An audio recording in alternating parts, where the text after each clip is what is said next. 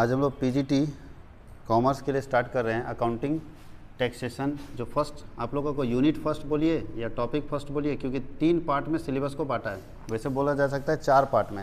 पहला पोर्शन है accounting, auditing और टैक्सेशन, दूसरा पोर्शन है बिजनेस फाइनेंस, तीसरा पोर्शन है ऑर्गेनाइजेशनल थ्योरी और फोर्थ पोर्शन है इंडस्ट्रियल रिलेशन।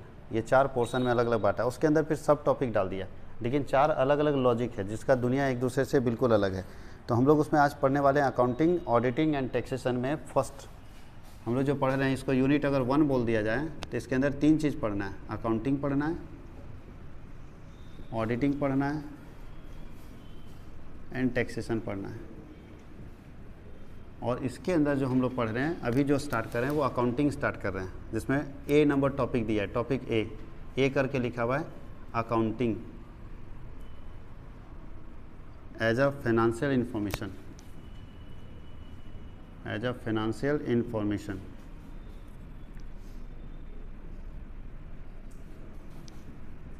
और इसमें हम लोग डिस्कस करने जा रहे हैं accounting as a financial information system जो दिया हुआ है। इसमें 2 पार्ट है, 2 चीज़ पढ़ना है। पहला पढ़ना है बेसिक अकाउंटिंग और दूसरा पढ़ना है एडवांस प्रॉब्लम। तो एडवांस प्रॉब्लम में आपको कंपनी अकाउंट्स पढ़ना है, जिसमें अमलगमेशन, होल्डिंग ये सब पढ़ना है, यानी पूरा कंपनी अकाउंट्स का कॉन्सेप्ट पढ़ना है। और उससे ऊपर जो है, जैसे यहाँ लिखा है impact of behavioural science, method of accounting of charging price level change with particulars references to current purchasing power CPP, यहाँ तक जो पढ़ना है वो हम लोग अभी डिस्कस कर रहे हैं। ये जब खत्म होगा तो फिर कॉर्पोरेट अकाउंटिंग यानी कंपनी अकाउंटिंग में चले जाएंगे। फिर कंपनी अकाउंटिंग का मीनिंग, एडवांस प्रॉब्लम जितने भी आएंगे वो हम लोग पढ़ेंगे। तो सबसे पहले जो हम लोगों को इसके अंदर पढ़ना है वो पढ़ना है अकाउंटिंग। बेसिक हम लोग पढ़ रहे हैं, यहाँ बेसिक कॉन्सेप्ट हम लोग डिस्कस करेंगे। बेसिक कॉन्सेप्ट हम हिंदी इंग्लिश दोनों मोड में लिख देते हैं। आधारभूत अवधारणा दोनों मोड में वीडियो रिकॉर्ड रहेगा, आसान रहेगा। बेसिक कॉन्सेप्ट, और बेसिक कॉन्सेप्ट में सबसे पहले आप ये बताइए अकाउंटिंग का कॉन्सेप्ट क्या होता है, लेखांकन का कॉन्सेप्ट क्या है, अकाउंटिंग का मतलब क्या होता है।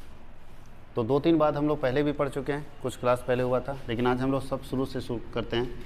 फर्स्ट बोलता है accounting is the language of business. Accounting is the language of business.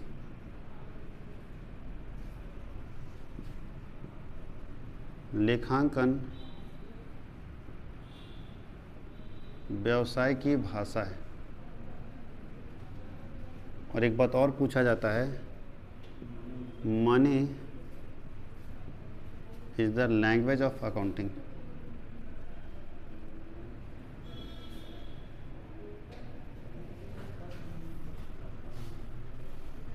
मुद्रा लेखांकन की भाषा है। अकाउंटिंग का रियल कॉन्सेप्ट क्या होता है, बोलता है अकाउंटिंग मीन्स, या accounting is an art of recording, comma classifying, comma summarising,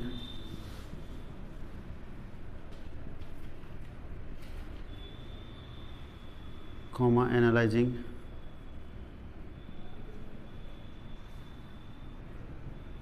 interpretation and communication of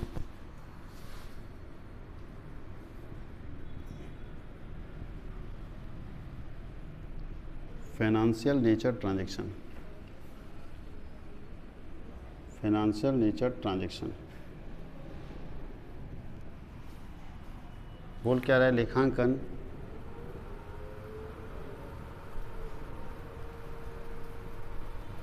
वित्तीय स्वभाव के लेन देनों को लिखने, कॉमा वर्गीकृत करने, कॉमा सारांश तैयार करने,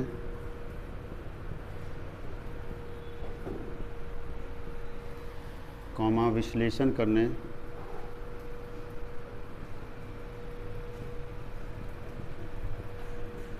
तथा उसका संप्रेषण करने की कला है। इसको अच्छे से समझिए पहले, ये तो हम लोग लिख दिए क्या है अकाउंटिंग। ये तो सब लोग समझ गए अकाउंटिंग जो है बिजनेस का लैंग्वेज है। अगर किसी को बिजनेस समझना है तो सबसे पहले अकाउंटिंग समझना होगा, क्योंकि बिजनेस का मतलब क्या है? 15 में खरीद के 20 में बेच देंगे, ये बिजनेस है क्या? 15 में पेन खरीदे 20 में बेच दिए, 5 रुपये प्रॉफिट कमाए, ये बिजनेस नहीं है। अगर ऐसा कोई सोच रहे हैं तो ये तो आप पहले से जानते हैं, सारे लोग जानते हैं कि 15 में खरीदना है 20 में बेचना है, वो बिजनेस नहीं। बिजनेस का मतलब क्या है? अकाउंटिंग। मतलब जिसको लिखने आ गया ना वो पक्का बिजनेसमैन है, जिसको अपना हिसाब लिखने आ गया वो बिजनेसमैन है। अकाउंटिंग क्या है? लैंग्वेज है बिजनेस का। अगर किसी को बिजनेस समझाना तो उसको कुछ मत समझाए, उसको अकाउंटिंग समझा दिए, लिखने समझा दीजिए कि कैसे लिखना चाहिए, बिजनेस उसको आ जाएगा। और अगर अकाउंटिंग का लैंग्वेज की बात करें तो मनी है। अकाउंटिंग उसी का करेंगे जो क्या होगा? इन टर्म्स ऑफ मनी में होगा, जिसको पैसे के रूप में प्रेजेंट करेंगे।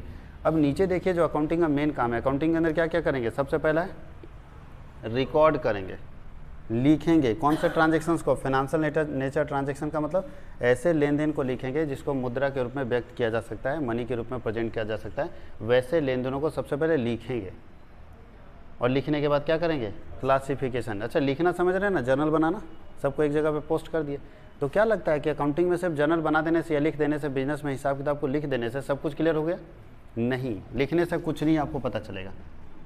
तो क्या करना पड़ेगा? उसको क्लासीफाई करना होगा। मान लीजिए आपके यहाँ 1000 लेन देन हुआ, तो 1000 लेन देन को लिख दिया आप, मोटा सा कॉपी भर गया, और अचानक पूछ दिया रमेश कि मेरा बैलेंस कितना है बताओ, तो आप क्या करेंगे? 1000 में जहाँ जहाँ रमेश लिखेंगे ढूंढेंगे उसको, फिर ऐड करेंगे, लेस करेंगे, कब दिया है कब नहीं दिया है, सब ऐड लेस करके निकालेंगे, तो टाइम ज़्यादा किल होगा कि नहीं? तो क्या करेंगे आप? अपने काम को ये और ईजी बनाने के लिए रिकॉर्डिंग से काम नहीं चलेगा, आपको क्लासिफिकेशन करना पड़ेगा। मतलब रमेश का पूरा एक जगह लिखे, गणेश का एक जगह लिखे, महेश का एक जगह लिखे, कैश का एक जगह, बैंक का एक जगह, स्टॉक का एक जगह। इससे क्या होगा? सारा टाइम बच जाएगा, समय बच जाएगा। आप रिकॉर्डिंग के बाद तुरंत उसका क्लासिफिकेशन कर दीजिए। बैंक क्या करता है? बैंक रिकॉर्डिंग करता है बाद में, पहले क्लासिफिकेशन करता है। जैसे आप बैंक क्लासिफिकेशन मतलब होता है खाता खोलना, उसके नाम से अलग से खाता खोल देना। बैंक क्या करता है? जैसे आप बैंक में गए और बोलिए कि मैं आपके बैंक के साथ लेन देन करना चाहता हूँ, आपके बैंक में पैसा जमा करना चाहता हूँ, निकालना चाहता हूँ, तो सबसे पहले बैंक बोलता है अकाउंट ओपन कर लो, आप अपने नाम से खाता खोलो और उसमें ट्रांजैक्शन करना शुरू कर दो। तो क्या कभी बैंक में कोई मिस्टेक होता है? आपका सारा ट्रांजैक्शन एक जगह रिकॉर्ड रहता है। तो यही है क्लासिफिकेशन। क्लासिफिकेशन का मतलब है एक पार्टिकुलर नाम से एक लेजर बनाएंगे और उसमें सारा पोस्टिंग उससे रिलेटेड डाल देंगे। तो सबसे पहले रिकॉर्डिंग करेंगे, रिकॉर्ड करने के बाद क्या करेंगे? क्लासिफिकेशन। यानी रिकॉर्डिंग के बाद थोड़ा आसान कर देते हैं क्लासीफाई करके, रमेश का एक जगह, गणेश का एक जगह लिखने से क्या होगा? कभी भी कोई पूछेगा तो तुरंत पता चल जाएगा। और याद रखिएगा छोटे बिजनेसमैन भी ये सब करता है। हम एक एक करके अभी एग्जाम्पल से समझाएंगे भी कि ये कैसे छोटा बिजनेसमैन अप्लाई करता है। तो दूसरा काम क्या है? क्लासिफिकेशन। उसके बाद होता है समराइजिंग। क्या लगता है राशन दुकानदार ये करता है? थोड़ा सा पीछे के समय में चले जाइए, तो पीछे रिकॉर्डिंग होता था, एक डायरी रहता था, थोड़ा सा कॉपी दीजिए, हम बता देते इसमें कैसे रिकॉर्ड होता है। पहले ऐसा रिकॉर्डिंग होता था, ये अगर कॉपी है ना तो यहीं पे लिखता था रमेश, गणेश, महेश, सब इसी तरह लिखते जाता था। आज भी बहुत लोग यही लिखता है, एक ही पेज में सब लिख देगा। ठीक है, ये हो गया रिकॉर्डिंग। और दूसरे लोग, अब कुछ लोग तेज हो गए, बोला ये बार बार कितना करेगा, तो यहाँ लिख दिया रमेश कुमार, रमेश का सब यहाँ लिखेगा, फिर अगले वाले में लिखेगा गणेश, गणेश का यहाँ लिखेगा, फिर महेश, महेश का यहाँ लिखेगा। डेट बाई डेट लिखते जा रहा है, कितना उधार खा रहा है, कितना पैसा दे रहा है। इससे क्या हुआ? आसान पड़ गया, क्लासीफाई कर दिया, हाँ या नहीं? अब रमेश पूछेगा, खाली रमेश पेज नंबर देखना, पता चल गया इतना पैसा बाकी है। तो यही है क्लासिफिकेशन। आप उसके नाम से एक अलग पेज बना दिए, उसके नाम से एक अलग लेजर बना दिए। अच्छा, लोग और चाहेगा इससे आसान कर दिए क्लासिफिकेशन करके, चलो इतने पेज, अगर 400 पेज है और 400 क्लाइंट मेरे पास है तो 400 लोगों का अलग लेजर बन गया। अब 400 लोगों में छांटेंगे, फिर या इसमें ढूंढना पड़ेगा पेज कि किधर गया सुरेश, 400 लोगों में तो ढूंढना पड़ेगा ना। अब इसको आसान बनाने के लिए क्या कर दिया लोग? समराइज कर दिए। ये कोई ऊपर से बना हुआ कॉन्सेप्ट नहीं, लोगों का बनाया हुआ कॉन्सेप्ट है। लोगों को लगा और ईजी चाहिए हमको, अभी 400 लोगों में हमको ढूंढना पड़ेगा, तो क्या किया? समराइज कर दिया। देखिए बुक कॉपी में, अच्छा इसमें नहीं है, यहाँ पे रहता है ना, यहाँ पे कंटेंट इंडेक्स जिसको बोलते हैं, वही है आपका समराइजिंग करना। अब बताइए यहाँ पे इंडेक्स वाले पेज में नाम लिख दिए रमेश कुमार और बगल में लिख दिए पेज नंबर 73 में। अब रमेश जब भी आए मेरे पास है, हम देखें रमेश 73, पेज नंबर 73 निकाल के पकड़ा दिए, टाइम बचा कि नहीं बचा? तो जैसे आपके यहाँ बच रहा है वैसे बिजनेस में भी बचता है, और बिजनेसमैन भी चाहता है कि हम क्विक इन्फॉर्मेशन सप्लाई कर सकें, जैसे आए तुरंत उसको इन्फॉर्मेशन कर सके, जो पूछेगा उसका जानकारी तुरंत उसको मिल जाए। उसके लिए ये सारे तरीके किए गए। अगर बैंक ये सब नहीं किया होता तो क्या आप लगता है एक बार मैसेज मारते और आपके पास अकाउंट का डिटेल आ जाता? कितना बैलेंस है क्या है। एक बोलता है एक मिस्ड कॉल मारो आपको अकाउंट बैलेंस पता चल जाएगा। कैसे पता चल जाएगा? वो लिख के रखा हुआ तब तो, अगर वो ये करके रखेगा तो नहीं संभव है। तो धीरे धीरे वो सारा काम करके गया। तो समराइजिंग मतलब एक जगह पे सारे लेजर्स को, जो ये लेजर बनाएंगे आप, ये इसका मतलब रिकॉर्डिंग मतलब जर्नल बनाना, इसके अंदर लेजर बनाना, और लेजर को एक जगह पे समराइज कर देते हैं ताकि एक जगह पे सारे लेजर का नाम रहे कि कौन कौन सा हमने लेजर बनाया। उसको बोलते हैं समराइजिंग करना, सारांश तैयार करना। उसके बाद शुरू होता है एनालाइजिंग, जिसके अंदर आप ट्रेडिंग पीएल बैलेंस शीट के बाद अकाउंटिंग रेशियो पढ़ते हैं, कैश फ्लो पढ़ते हैं, वो सब इसी के अंदर आता है। फिर अब इसके बाद शुरू होता है इंटरप्रिटेशन, यानी जब एनालाइज हो जाएगा तो इंटरप्रेट करने का काम, कि प्रॉफिट अगर हुआ 5 लाख तो क्या इससे ज़्यादा कमाया जा सकता था, अगर इससे कम हो सकता था, ये सब हम इंटरप्रेट करते हैं, अपने रिजल्ट को इंटरप्रेट करते हैं, डिटेल में चेक करते हैं, और डिटेल में चेक करते हैं लगता है कि हम सब पॉजिटिव सब कुछ मेरे लिए, तो फिर उसको हम बाहर हंगामा करना शुरू करते हैं, पेपर में छपवाते हैं, लोगों तक भेजते हैं, यानी कम्युनिकेट करते हैं, ताकि लोगों तक भी वो जानकारी चला जाए कि हमारा बिज़नेस ज़्यादा प्रॉफिट कमा रहा है। अगर जाएगा तभी तो वो हमारे बिज़नेस में पैसा लगाएंगे। कोई दिक्कत है? हम लोग बड़े बिज़नेस की बात करें, छोटा बिजनेसमैन नहीं। छोटा बिजनेसमैन क्या करता है, जितना कमाता है वो बचा देता है। अगर कमा रहा है 6 लाख रुपया पूछेगा तो 60,000 बताएगा। लेकिन बड़े बिजनेस में क्या होता है, बड़े बिजनेस का कॉन्सेप्ट ही अलग है, वो जितना कमाएगा उससे ज़्यादा बताएगा। दोनों में अंतर क्या है? छोटा बिजनेसमैन अपना इनकम कम बताता है और बड़ा बिजनेसमैन अपना इनकम क्या करता है, ज़्यादा बताता है। अंतर क्या है दोनों में? क्योंकि छोटे बिजनेसमैन को डर लगता है कि कहीं इनकम टैक्स डिपार्टमेंट ना पकड़ ले, और बड़ा बिजनेसमैन जानता है कि हम जब भी पैसा हमको लाना है तो मार्केट से लाना है, तो मार्केट में जितना ज़्यादा हम बोलेंगे उतना ही लोगों का बिलीव मेरे ऊपर बढ़ेगा, और जितना बिलीव बढ़ेगा उतना ही अपने पास फंड आएगा, और उसको फंड चाहिए मार्केट से। तो जब मार्केट से उसको पैसा लाना है तो उसके लिए उसको अपना प्रोडक्ट या ये जो हम लोग फाइनेंशियल स्टेटमेंट देख रहे हैं वो बहुत स्ट्रॉन्ग करके रखना पड़ता है। कोई दिक्कत है? तो क्या क्या करते हैं, फिर से ध्यान दें। अकाउंटिंग के अंदर सिर्फ रिकॉर्डिंग नहीं करते, रिकॉर्डिंग करते हैं, क्लासिफिकेशन करते हैं, समराइजिंग करते हैं, एनालाइजिंग करते हैं, इंटरप्रिटेशन करते हैं, कम्युनिकेशन करते हैं। कम्युनिकेशन के लिए कौन सा टूल्स आप अप्लाई करते हैं हम लोग? हाँ, मार्केटिंग करते हैं, अपने नेट पर डाल देते हैं। तो सारा काम हम लोग करते हैं कि हमारे बारे में, हमारे फाइनेंशियल इन्फॉर्मेशन के बारे में आप जानिए, इसके लिए हम लोग ये काम करते हैं। कोई दिक्कत है? अब इसी से रिलेटेड होता है अकाउंटिंग साइकिल, कि कैसे घूमेगा पूरा। और इसके पहले हम लोग एक चीज़ और जान लें, अकाउंटिंग प्रोसेस में सबसे पहले क्या होगा। तो ध्यान दीजिएगा, सबसे पहले क्या होता है, इसको अकाउंटिंग प्रोसेस नाम हेडिंग लिख दीजिए।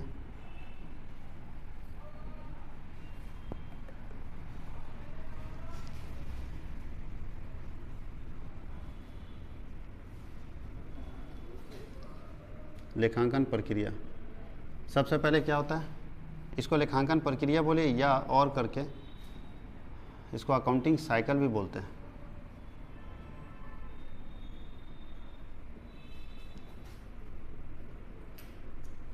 एक साल में, ध्यान दीजिएगा, एक साल में कैसे आपका अकाउंटिंग ये होता है और स्टेप बाय स्टेप होता है। सबसे पहले होता है ट्रांजैक्शन, लेन देन।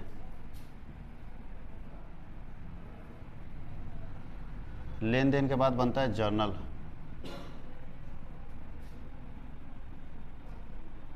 जर्नल के बाद बनता है लेजर, खाता बही।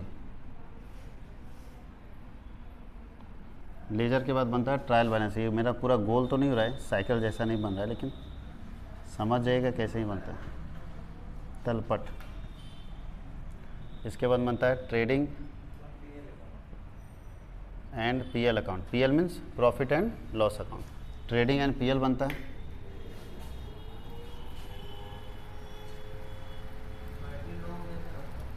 व्यापारिक एवं लाभ हानि खाता। उसके बाद बनता है बैलेंस शीट,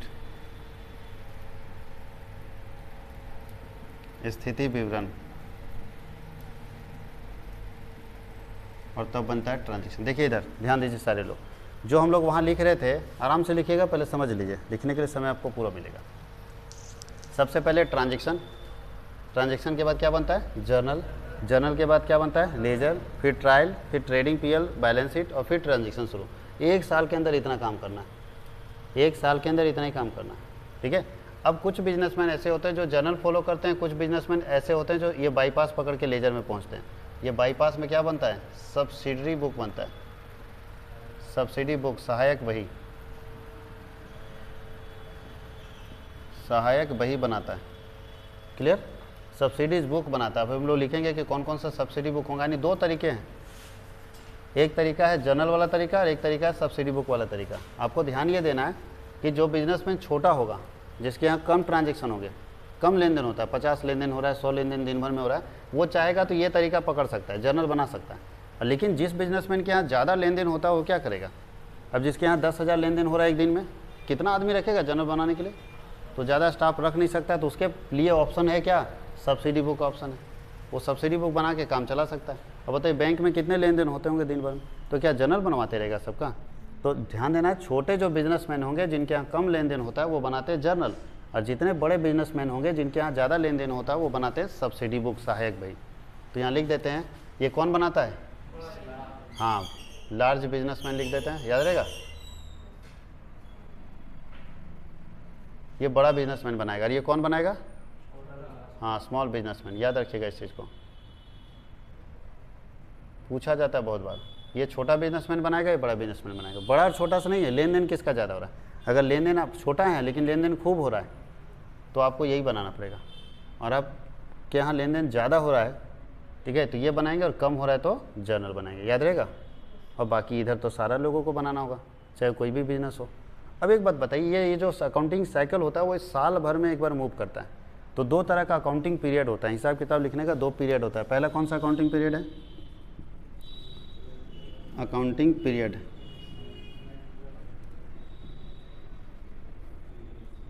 लेखांकन अवधि।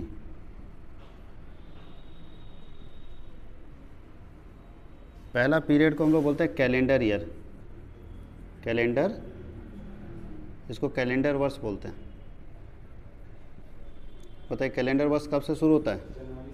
हाँ, 1 जनवरी से स्टार्ट होगा और 31 दिसंबर तक जाएगा। तो पहले लोग इसी में खाता बंद करता था, लेकिन अब सरकार मना कर दी, बोले अगर आप टैक्स पेयर हैं तो आप कैलेंडर ईयर फॉलो नहीं कर सकते हैं, आपको वित्तीय वर्ष फॉलो करना होगा, फाइनेंशियल ईयर, वित्तीय वर्ष, जो स्टार्ट होता है 1 अप्रैल और एंड करता है 31 मार्च को। इसको अकाउंटिंग ईयर भी बोलते हैं, क्योंकि अब सरकार कंपलसरी कर दी कि अगर आपको अपना अकाउंटिंग रखना है तो कब से कब तक रखना होगा? 1 अप्रैल से 31 मार्च तक। लेकिन पहले ऑप्शन था कि 1 जनवरी से 31 दिसंबर तक आप अपना हिसाब किताब रख सकते थे। तो 2 ईयर है। ये जो पूरा अकाउंटिंग साइकिल है ये इसी ईयर में कंप्लीट होगा, या तो आप फाइनेंशियल ईयर अप्लाई करोगे या तो कैलेंडर ईयर। तो याद रखना है कि सबके लिए कंपलसरी क्या है? किसके लिए कंपलसरी? फाइनेंशियल है, जो टैक्स पेयर है, जिसको टैक्स फाइल करना होगा। सारे बिजनेस टैक्स वाले में आते हैं। छोटा छोटा आप कोई दुकान खोल के रखा है वो कैलेंडर ईयर अप्लाई कर सकता है। इसको लिख लीजिए।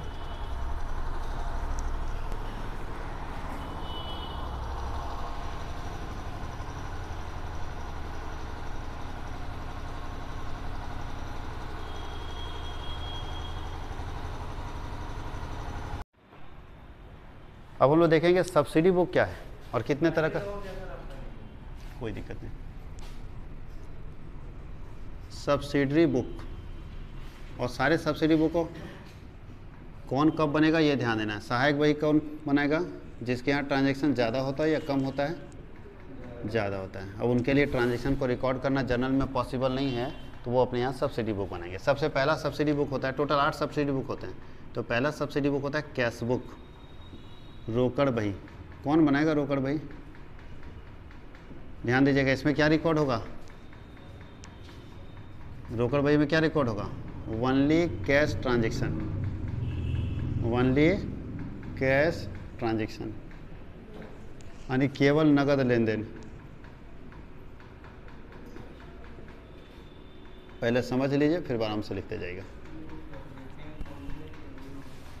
लिखने के लिए आराम से समय मिलेगा, समझ लीजिए। कैश बुक यानी रोकड़ बही कौन बनाएगा? जिसके यहाँ केवल कैश ट्रांजैक्शन होता है। बैंक में क्या होता है? केवल कैश। और अगर कहीं पे क्रेडिट भी हो रहा है, क्रेडिट ट्रांजैक्शन, फिर भी वो कैश बुक बना रहा है, तो कैश बुक में वो केवल कैश वाला लिखेगा। जैसे हमारे दुकान में दोनों होता है, क्रेडिट और कैश दोनों। तो जब हम कैश बुक बना रहे हैं तो हम सिर्फ कैश वाला इसमें लिखेंगे, क्रेडिट वाला इसमें नहीं लिखेंगे। तो कैश बुक में केवल कैश ट्रांजैक्शन लिखा जाता है, यानी नगद बेच रहे हैं तो लिखेंगे, नगद खरीद रहे हैं लिखेंगे, रेंट पे कर रहे हैं लिखेंगे, रेंट रिसीव कर रहे हैं तो लिखेंगे, यानी पैसा आ रहा है जा रहा है तो ही लिखेंगे। अगर कोई उधार का ट्रांजैक्शन हो गया तो इसमें रिकॉर्ड नहीं करना है। कोई दिक्कत? उधार वाले के लिए दूसरा बुक है, सबका है, जितने ट्रांजेक्शन सब कहीं कहीं रिकॉर्ड होगा, उसके लिए अलग से बुक बना के रखा है। और बैंक कौन सा बुक यूज करता है? कैश बुक, क्योंकि कैश ट्रांजेक्शन होता है। दूसरा परचेज बुक, इसमें क्या लिखेंगे? आराम से समझते जाइए, देखिए क्या है इसमें। परचेज बुक में क्या लिखेंगे? हाँ जी, जो उधार खरीदते हैं। अगर कैश में खरीदेंगे तो यहाँ ना चला जाएगा, पैसा दे के सामान खरीद लिए तो कैश ट्रांजेक्शन हो गया, और कैश ट्रांजेक्शन यहाँ पे चला जाएगा। तो only credit purchase of goods लिख देते हैं, only credit purchase of goods. बोलता उधार माल खरीदने पर, वर्ड समझेगा तो बहुत कुछ, खरीदने पर बहुत कुछ क्लियर हो जाएगा। बहुत लोग इसमें कंफ्यूज हो जाते हैं। ध्यान दीजिए इधर, परचेज बुक में क्या लिखा जाता है? Only credit purchase of goods. इसका मतलब क्या हुआ? उधार माल खरीदने पर क्या मतलब? जिसका बिजनेस कर रहे हैं, गुड्स क्या होता है? जिसका बिजनेस करे वो आपके लिए गुड्स होता है। तो अगर आप जिसका बिजनेस कर रहे हैं उस सामान को अगर आप क्रेडिट में खरीदते हैं तो लिखेंगे परचेज बुक में। समझ गए? जैसे फर्नीचर का कोई बिजनेसमैन है, फर्नीचर क्रेडिट में खरीदा तो कहाँ पे लिखेगा? परचेज बुक में। लेकिन अगर मशीनरी क्रेडिट में खरीदा तब कहाँ लिखेगा? सुनिएगा मेरी बात को अच्छे से, एक एक चीज़ को समझिएगा, बहुत बेसिक चीज़ है ये सब। बहुत लोगों को ध्यान नहीं रहता और गलत मार के आ जाते हैं। परचेज बुक का मतलब है credit purchase of goods. Goods that means जिसका बिजनेस कर रहे हैं। तो अगर आप कपड़ा का बिजनेस कर रहे हैं तो कपड़ा आपके लिए गुड्स होगा, और कपड़ा अगर उधार खरीदेंगे तो इसमें लिखेंगे, और कपड़ा अगर नगद खरीदेंगे तो इसमें लिखेंगे। कोई दिक्कत है? लेकिन कपड़े का बिजनेस है और आपने फर्नीचर खरीद रखा है, बिजनेस है कपड़े का और आप संपत्ति खरीदिए फर्नीचर, उधार में खरीदिए, तो कहाँ लिखेंगे? नहीं, इसमें नहीं लिखेंगे, इसमें नहीं लिखेंगे। ये इसमें गुड्स केवल आता है, इसी बात को समझा रहे हैं हम आपको। गुड्स आता है, एसेट्स नहीं। एसेट अगर उधार खरीदेंगे तो यहाँ पे नहीं लिखेंगे, उसके लिए एक लास्ट में बताएंगे जर्नल प्रॉपर, वहाँ जाता है वो। कहाँ पे जाता है? जर्नल प्रॉपर में। और अगर कैश में एसेट्स खरीदिए तो यहाँ जाएगा। कोई दिक्कत है? अभी हम एक करके सारा लिखते हैं, और हम बहुत सारा भी एग्जाम्पल इसे पूछेंगे कि कौन किस में जाएगा। तो पहले समझिए, उसके बाद आराम से लिखना है। लिखने के लिए बहुत समय मिलेगा, एक दिन में एक टॉपिक, लेकिन वो क्लियर हो जाना चाहिए, उससे एक भी ऑब्जेक्टिव छूटना नहीं चाहिए। सेल्स बुक में क्या जाएगा? हम पूरा लिख लेते हैं, और फिर अभी बहुत सारा क्वेश्चन इसमें पूछने वाले हैं। विक्रय बुक बही, और सेल्स बुक में जाएगा only credit sale of goods. Credit sale of goods, केवल उधार माल बेचने पर। अब बताइए, अगर उधार में संपत्ति बेचेंगे तो यहाँ नहीं जाएगा, यहाँ केवल उधार में गुड्स बेचने पर जाता है। उसके बाद आता है purchase return book. Purchase return, हम अभी अंतर बता दे रहे हैं, इसको लिख देते हैं, दोनों एक्सप्लेन कर देते हैं। क्रय वापसी बही, क्रय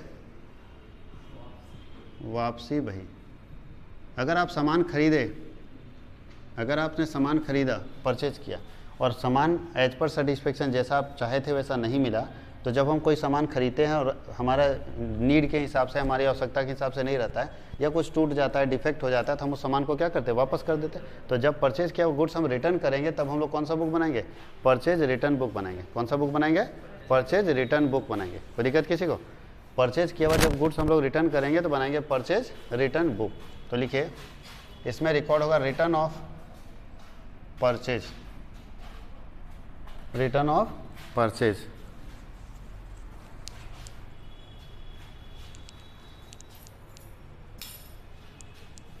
क्रय वापसी को लिखेंगे इसमें,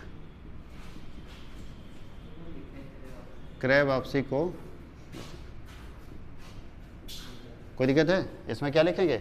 रिटर्न ऑफ परचेज लिखेंगे। जो परचेज किया वो गुड्स रिटर्न आएगा तो हम लोग रिटर्न ऑफ परचेज यहाँ पे रिकॉर्ड करेंगे।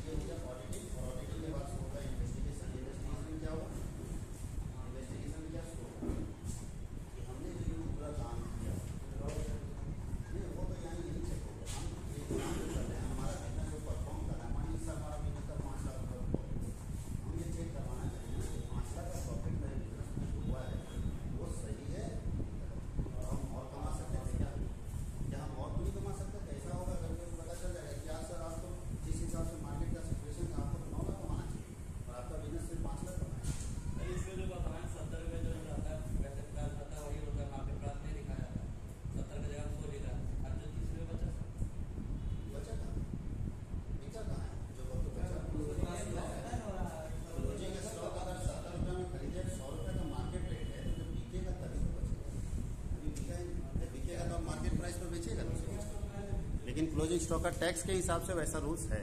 ठीक है, इसको लिख लीजिए।